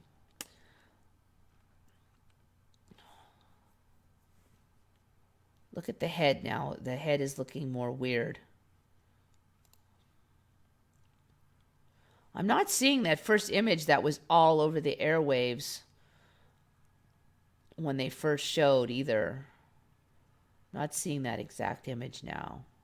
There was one standing up and then looking right at the camera, and that was like the image, and I just thought it was weird, but they're so rare, and there were hardly any photos and stuff.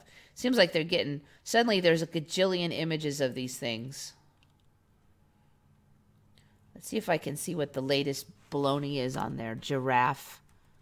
Potential giraffe relatedness, because they're looking more like a giraffe now. Giraffe gazelle.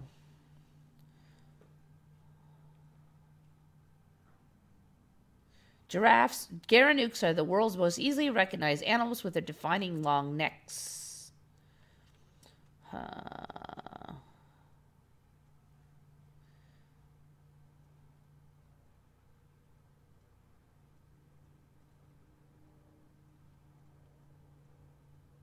All right, I'm not finding anything about them being half giraffe now. That was interesting because that was in a lot of places last time.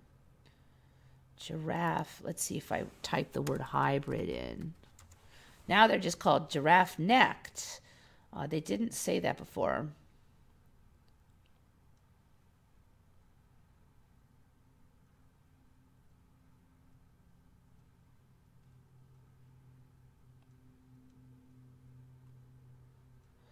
Anyways, interesting. So they keep changing. Beautiful things, though. Why would we bomb the moon? I don't know.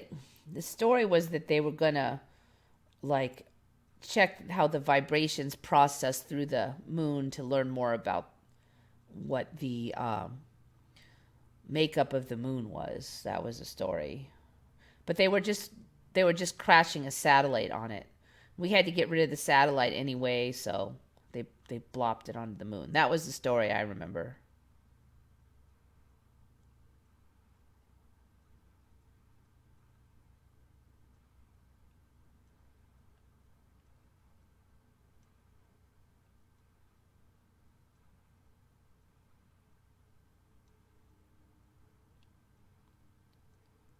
Did China really land on the moon? Pfft, I don't know. Washington on Rushmore, his face seems wider.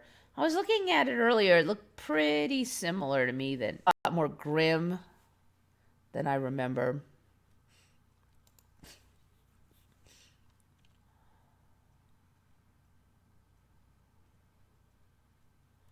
Don't remember seeing this image. This is a new image for me. It was raining at Mount Rushmore, making it look like George Washington was crying. I have not seen this image before. This is a new one. So when did that supposedly happen? If it didn't happen like the last few weeks, then... See, that's an image from 2015. Yeah, no. Actually, when I saw that first one, I assumed it was photoshopped. But, no, there's a bunch of them.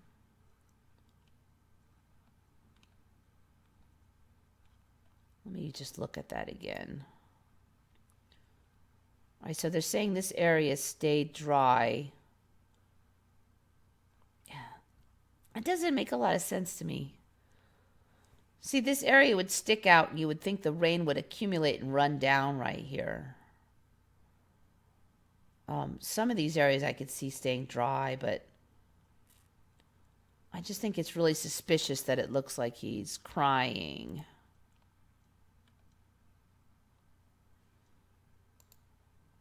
Even that one has a kind of a little bit.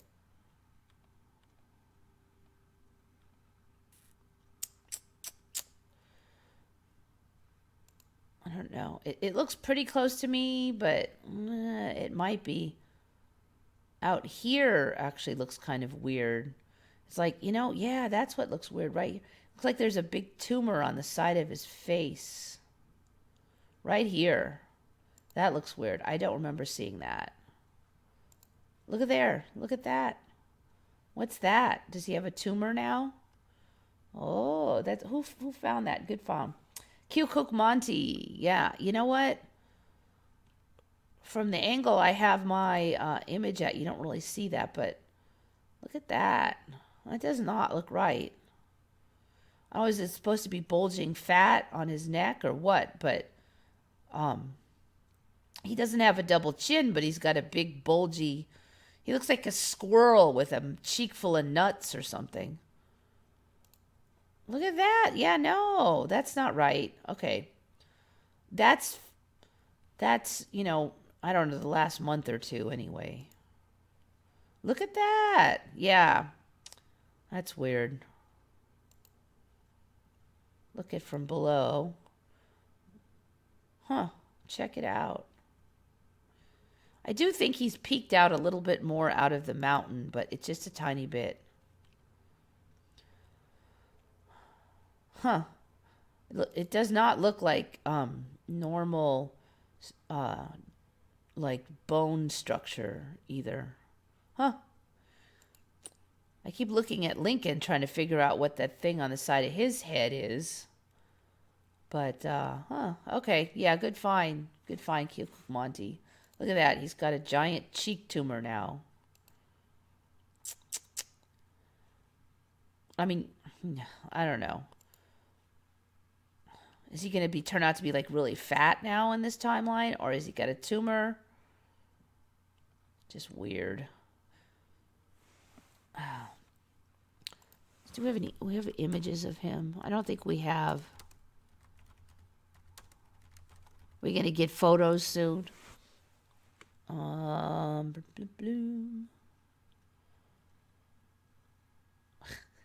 looks a little more flat-faced than I remember.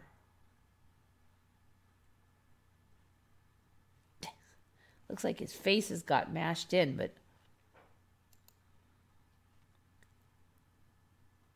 Huh. Those images don't really look like the last time I don't really recognize that. This one is a little more like it, but... This one, a little more. I don't see where that giant neck tumor came from, though. I mean, he's a little jowly out here, but there shouldn't be a giant bulge there. Huh. Weird.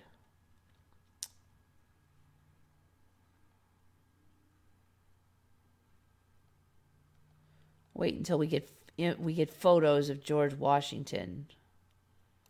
Let's see.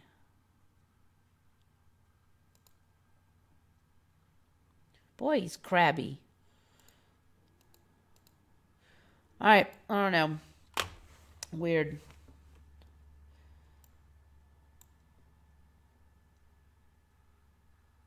Wait, this is not the reality I ordered. I don't know. Maybe we're not there yet. Maybe we're still on the way to the reality we ordered. He was George's. Now he's George. Many streets in France are named George's Washington. Really? I don't know. I've only ever heard George Washington. Ever. And since he's supposed to be from America, there will be a video of him chopping down the cherry tree. Yeah, supposedly that didn't happen ever now. But maybe next week will have happened again. I don't know. It's like the Niagara freezing and unfreezing. The water at the Arctic for a while was open waters in summer. Now it's semi-permanent sea ice again.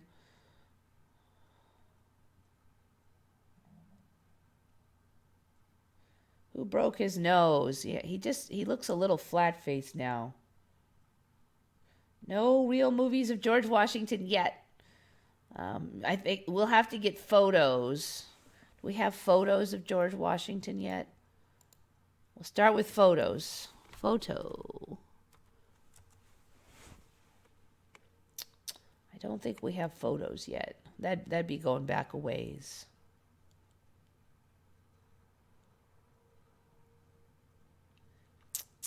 Yep. I bet you it'll come, though. He looks less noble. Yeah, he kind of looks... his face looks really flat. This one here is more like I remember.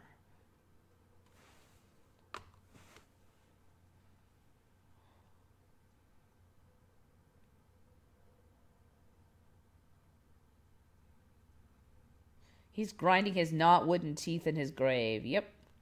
Pretty soon he'll have Dolly's braces if this keeps up.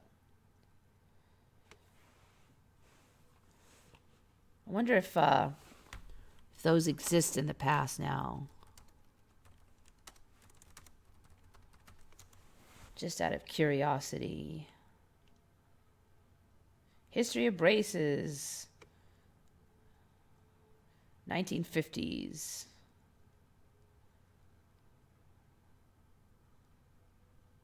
Since ancient times, people have designed ways to move teeth and improve their smile.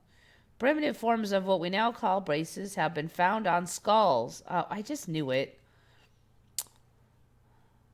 Though they were not braces in my old timelines on ancient skulls, but see if we can get to this Salmasian.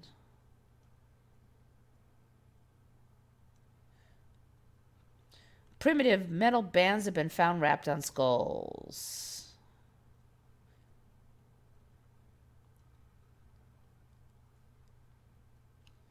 Right, there's not much on there, but how far back in history?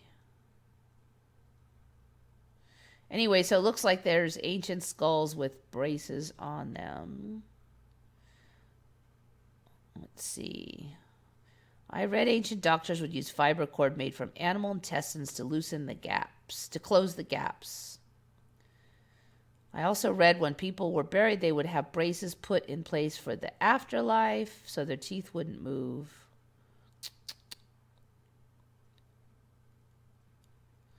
So they're saying before 400 BC, nobody had come up with a way to straighten this. This all changed when Hippocrates and Aristotle contemplated ways to straighten the teeth.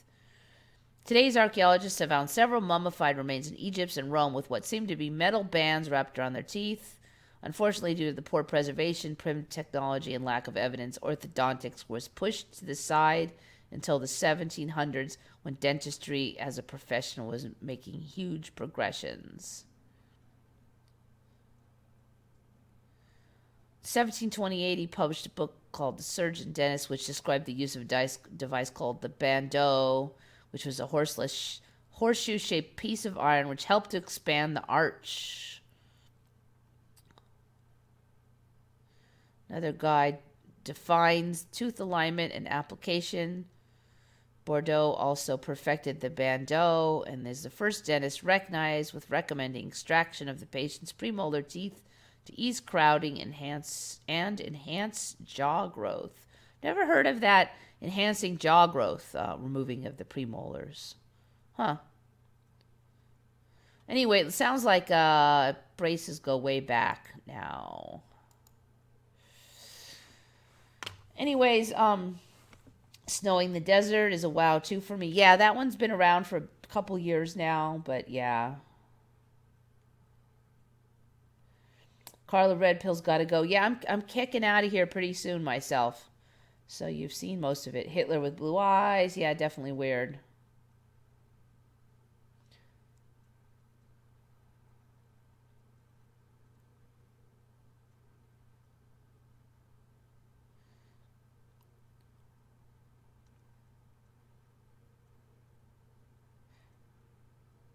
I can find residue so easily now. I think we are in some sort of transition. Yeah, I don't know. I don't know. I don't know what to think. Just keep your eyes open.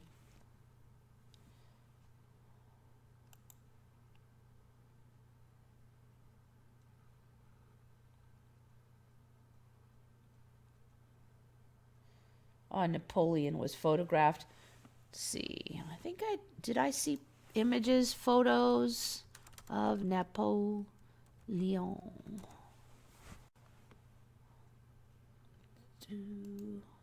I don't think I've ever seen a photo of him. I've seen portraits. See what we can find here. I'm not seeing a photo of him yet. I'm sure we'll get it eventually, but don't see anything yet.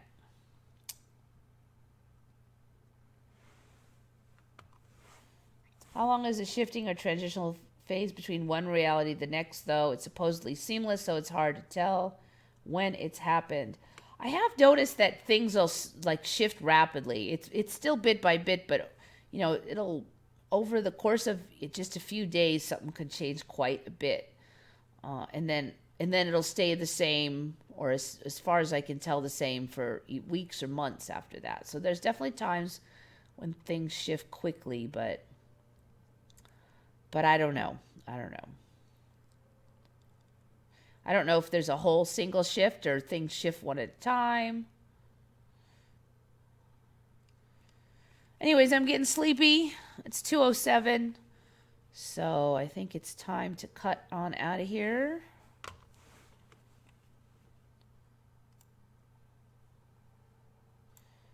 So I think I'm going to come up here, and I want to say thanks to everyone for coming. I really appreciate it. And have a good rest of the day. This is Eva signing off for Once Upon a Timeline.